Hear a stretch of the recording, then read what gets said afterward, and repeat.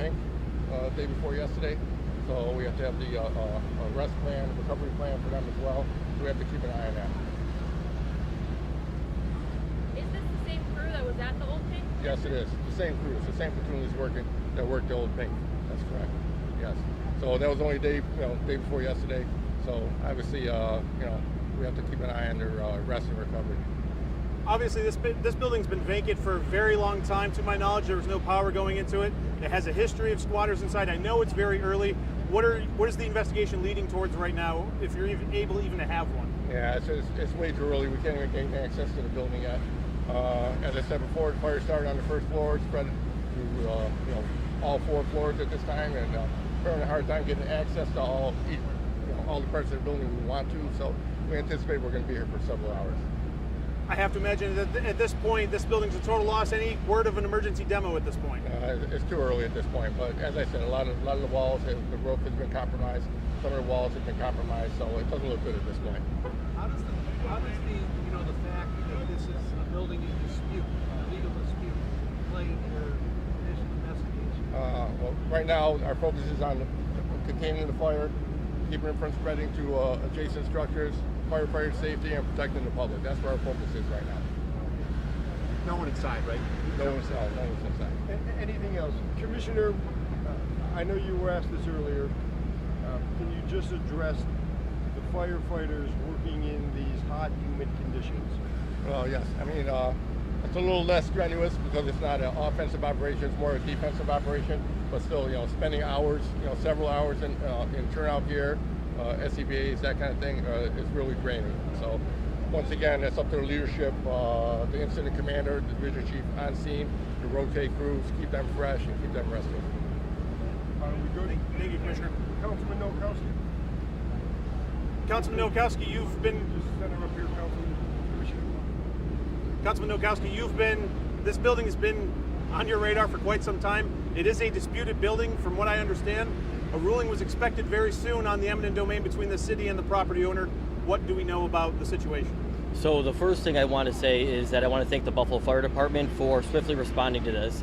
As you know, it's a really sad day in the Fillmore District, yet again, as the pink was also in my district. So these are 2 catastrophic fires, which could potentially lead to both of them being demolished. They're both in historic districts. As you've mentioned before, the city has provoked and moved forward with eminent domain. We are 8 days after the hearing return date from the state's highest court, with a previous court's ruling agreeing with the city's use of eminent domain. I think we could start breaking down that we need to take every precaution as we possibly can as a city, and to make sure that this is investigated to the fullest extent, and so that we understand how this was able to happen. And I can't speculate any further because that would be unfair. This is probably one of the most disputed Buffalo buildings that we have in the city, as you know. It's been in and out of housing court and court cases for 15 years. This is a shame that we allow landlords to do this in the city of Buffalo, that we allow the delay of courts for over a decade to allow this to happen.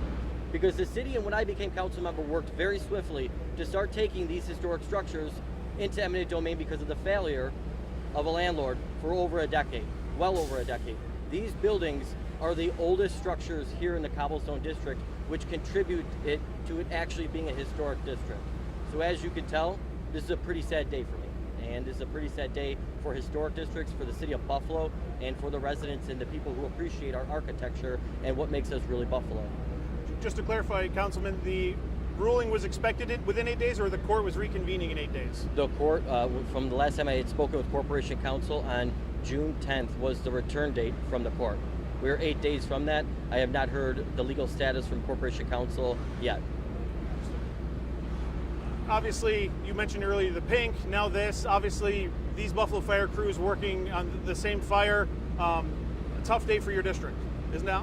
It's incredibly tough day. I mean, this is, I have the same crew, the same fire crew in the same district, 2 days apart, fighting catastrophic fires that rapidly progress. The smoke, when coming down here, engulfed canal side. I mean, it was very expansive. I got text, emails, tweets from folks who were on the water, who were walking on canal side, And unfortunately, I had a pit in my stomach when I was looking at some of the photos because I just knew it was 110 and 118 South Park. You know, obviously, it's been on your radar for quite some time. You're clearly upset regarding the delays in the court, the process in the court with the building owner.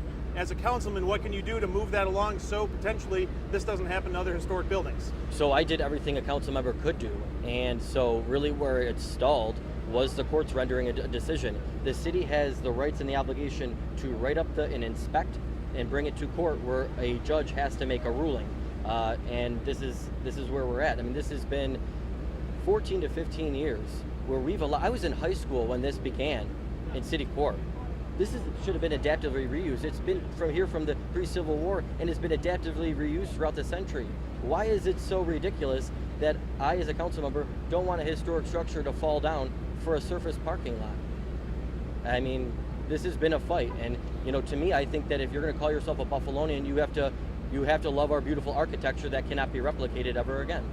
Our built environment helps define us as Buffalonians. You good? Any questions? You good? I'm good. Yeah. Thank you. All right, so folks, any other updates through the course of the evening or the overnight, I will email out to all of your news desks, okay? Thank you. I couldn't hear everything that Councilman Nowakowski was saying, so just, it was a couple years ago when this city, with the assistance from the council, started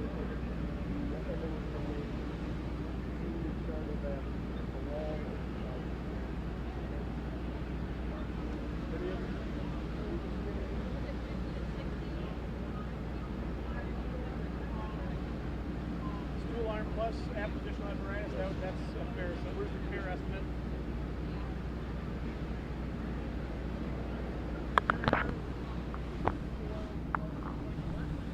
What time is it? 9:45. 9:45? Yeah.